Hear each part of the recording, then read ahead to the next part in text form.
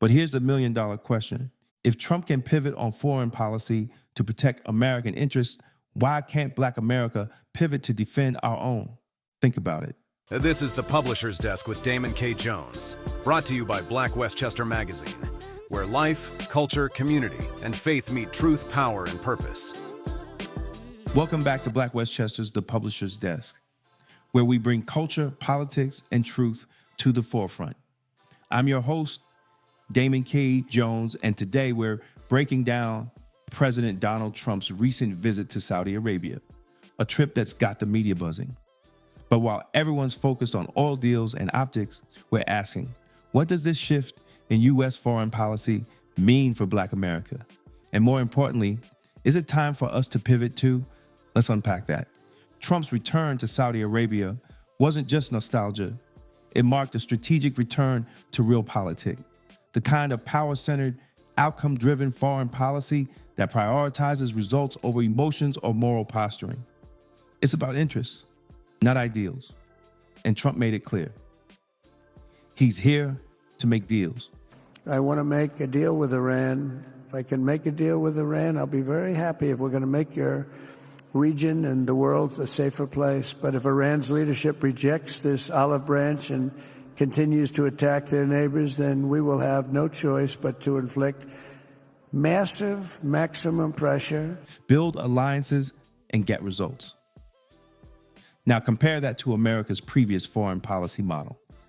Long-winded lectures about democracy, human rights, and interventionism that usually ended in wars, refugees, and rising oil prices. Trump's message was simple. We don't want war, we want partnerships. This is what realpolitik looks like. Respect, negotiation, and power balancing. Trump didn't lecture the Saudis. He thanked them, he respected their traditions, and in doing so, he opened the door for economic discussions that sidestep the culture wars and media spin. But here's the million-dollar question.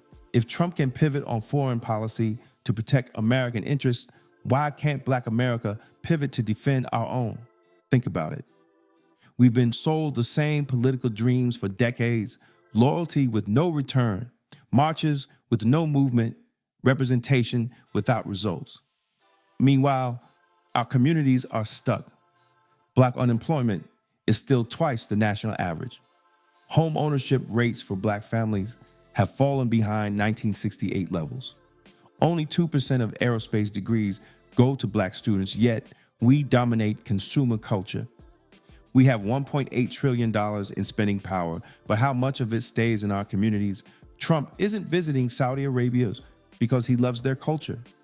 He's doing it because he respects their leverage. They control oil, they control land, they control capital. So again, what do we control? We can't keep chasing symbolic wins while losing real power. We can't keep begging for inclusion while neglecting institution building. If foreign powers are being courted for what they control, we need to start controlling something. So what's the lesson from Saudi Arabia? Respect comes when you have assets. Negotiation happens when you have leverage. That's what Trump's trip reminds us of. It's not about liking him. It's not about being conservative or liberal. It's about understanding how the game is played and then deciding to play to win, how Black America can pivot. Economic nationalism, buy Black, bank Black, build Black. Political independence, stop voting unquestioningly, start voting transactionally. Cultural discipline, celebrate builders, not just entertainers. Global thinking, Africa, the Caribbean, Latin America. We've got roots and opportunities all over. Let's stop thinking local and start thinking global. We should be doing the same.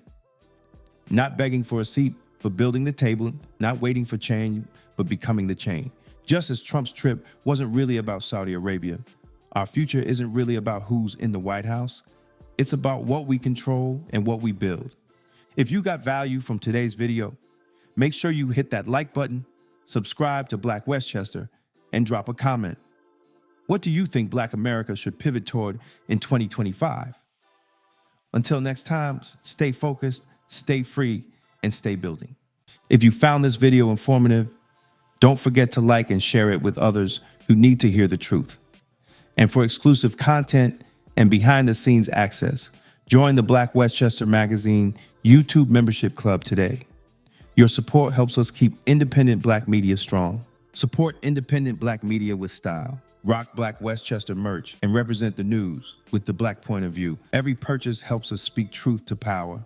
This is the Publisher's Desk with Damon K. Jones, brought to you by Black Westchester Magazine, where life, culture, community, and faith meet truth, power, and purpose.